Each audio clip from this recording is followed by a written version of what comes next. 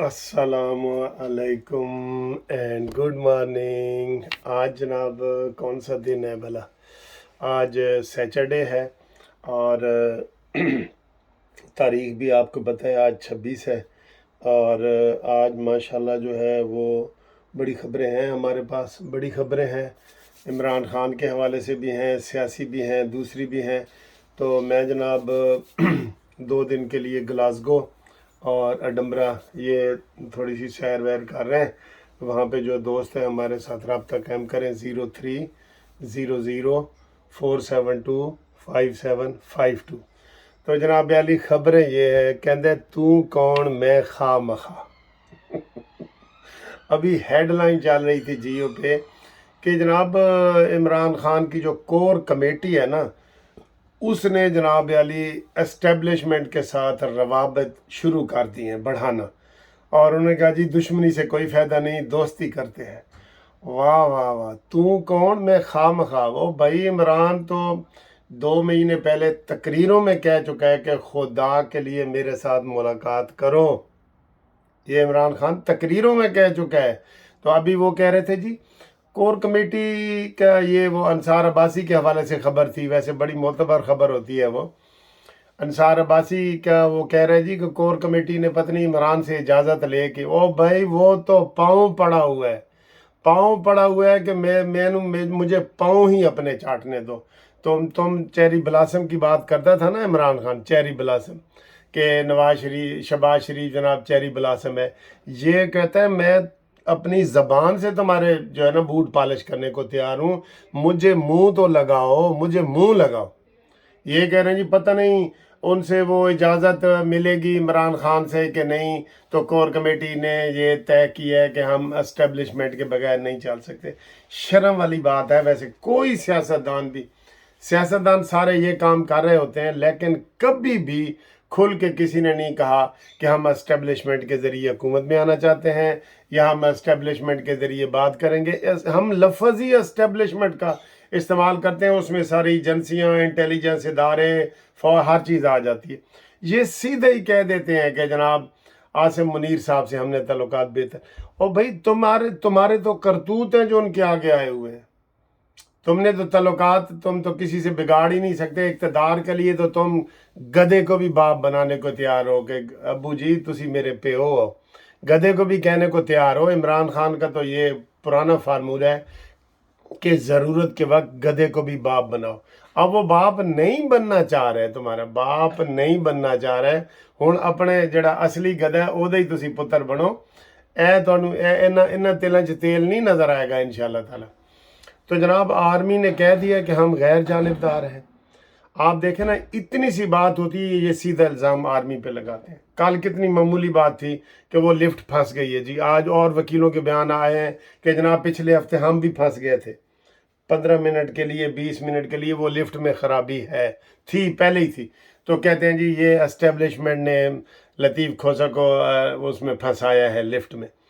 ये इतना तो तुम्हारा ज़र्फ है, इतनी सी बात तुम्हारे छींक आ जाए, तुम कहते हो ओ जी आसिम मुनीर ने इधर को मिर्चों का स्प्रे किया होगा जिसकी वजह से छींक आई है। इसलिए तुम्हारी किसी एतबार का नहीं है। अब तुम किस काम के हो?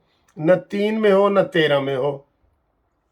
निगरान वज़ीर आज़म बन गए, निगरान सारे वज़ीर बन गए। आपसे किसी ने पूछे? क्योंकि आप तो खुद असम्बलियों को लात मार के बाहर निकले हैं। तो आप दोबारा असम्बली में आने की क्या ज़रूरत है? तुमने तो इलेक्शन के माहौल को सारा वो उसका मजाक बना के रखा हुआ था। 35 सीटों से जी इमरान अकेला लड़ रहा है, तो सारे कह रहे हैं वाह वाह वाह क्या विजन है, क्या विजन है। फिर इमरान ने कहा जी मैं नहीं लड़ता, कहते हाँ हाँ वाह वाह वाह क्या विजन है, क्या विजन है। तुम्हारे तो ये विजन है। उसके उस्मान बुज़दार का तो वो छेड़ पड़ गई थी कि मैं इमरान खान के विजन के मुताबिक चलूँगा।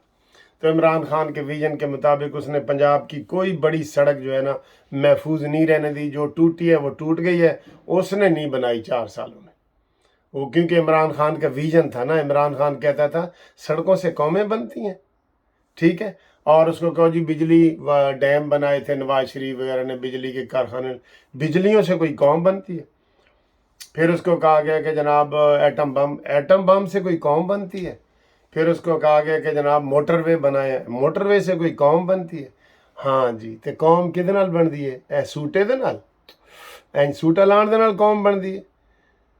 گمراہ کیا ہے لوگوں کو اس نے بڑے بڑے سہانے نعرے لے کے نا، وہاں سے جہاں سے یہ شروع ہوا ہے سارا اس کا سلسلہ، وہاں سے بڑے بڑے نعرے، وہ جو اس نے لابنگ کمپنیاں بنائی ہوئی ہیں امریکہ کی، جن کو $30,000 جو ہے نا منتھلی دیتا ہے کہ میں نے تسی اقتدار چ لے آؤ، ان سے اس نے نعرے لیے ہیں، مدینہ کی ریاست، نیا پاکستان، نوجوان، یہ وہ سارے ایسے کر کے انہوں نے یہ کیا ہے.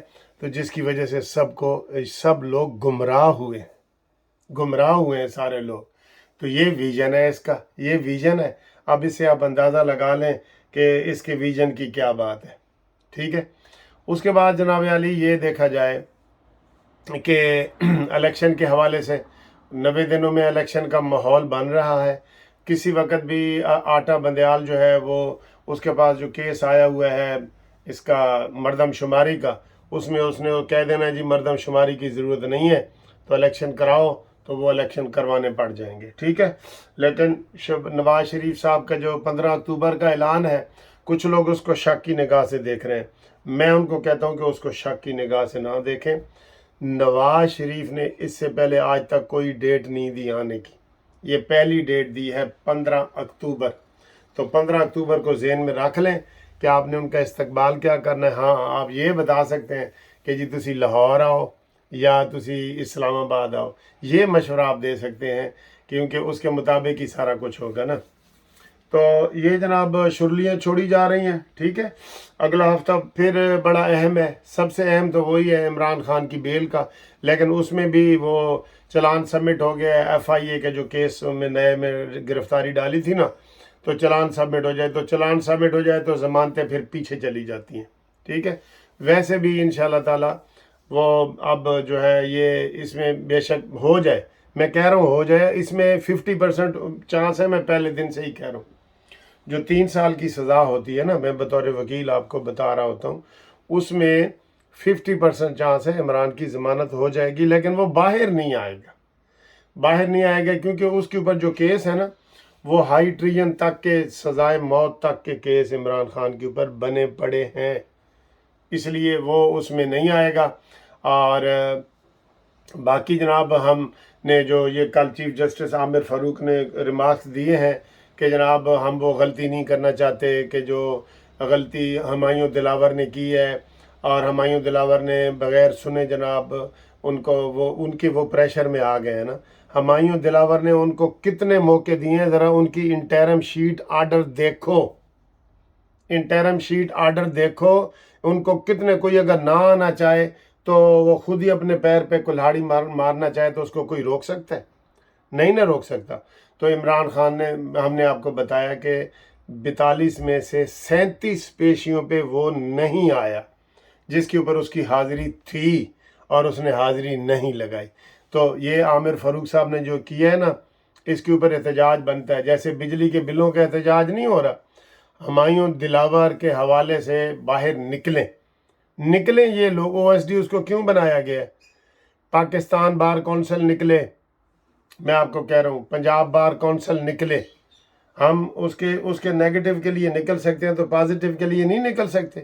اور اسے بیان یہ دلایا جا رہا ہے کہ جناب میں اپنی مرضی سے OSD بناؤں. کوئی اپنی مرضی سے OSD بننے والا وہ ہے ہی نہیں. وہ اتنا دلیر آدمی ہے کہ وہ OSD، وہ کہ جی PTI کے لوگوں سے اس کو ڈر ہے، جس کی وجہ سے وہ OSD بنا ہے. غلط. ٹھیک ہے. آپ جناب علی یہ ساری باتیں ہم نے آپ کو بتا دی ہیں، تازہ ترین خبریں بھی بتا دی ہیں، اور سب سے اہم خبر تو یہی ہے کہ عمران خان اسٹیبلشمنٹ کے ساتھ دوبارہ جی رابطے میں ہے. وہ کب نہیں تھا. یہ اپنے کیے کی سزائیں بھگت رہا ہے نا. اسی عاصم منیر صاحب نے عمران خان کو کہا تھا کہ تمہاری جو بیوی ہے نا وہ کرپشن میں ملوث ہے، تو عمران نے بجائے اس کی بات سننے کے اس کا تبادلہ کر دیا. جیسے یہ ہمایوں دلاور کا انہوں نے کیا، OSD بنایا ہے. اس کی شدید مذمت سارے لوگ کر رہے ہیں، میں دیکھ رہا ہوں سوشل میڈیا پہ. اور زیادہ کریں تاکہ ان کو حوصلہ ملے کہ بھئی وہ اگر انصاف کے اوپر کام کرتے ہیں تو انہیں پتہ ہو کہ ہمارے پیچھے عوام ہے، ہمارے پیچھے وہ کلا ہیں، ہمارے پیچھے یہ لوگ ہیں، ٹھیک ہے؟ تو انشاءاللہ تعالی گلاسگو میں آپ سے مزید ملاقات ہوتی ہے، تو تب تک کے لیے خدا حافظ۔ فون نمبر میں نے آپ کو دے دیا ہے، انشاءاللہ ملتے ہیں اگلی ویڈیو میں۔ اللہ حافظ۔